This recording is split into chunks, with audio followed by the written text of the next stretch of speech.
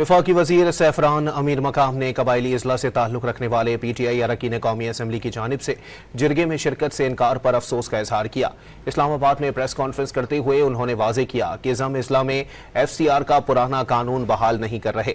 انہوں نے سوال کیا کہ صوبہ جل رہا ہو اور لا قانونیت ہو تو کیا وفاق مداخلت نہیں کرے گا؟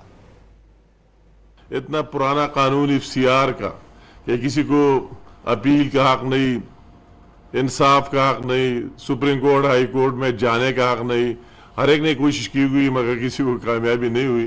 اور نواز شریف صاحب کی دور میں اس نے یہ سٹارٹ لیا۔ اعتراض یہ اٹھ رہا ہے کہ یہ کے پی کا ایشو ہے تو آپ سارے تو اس کمیٹی میں شامل ہے، اور کہتے ہیں کہ مرکز کا اس میں کیا کام۔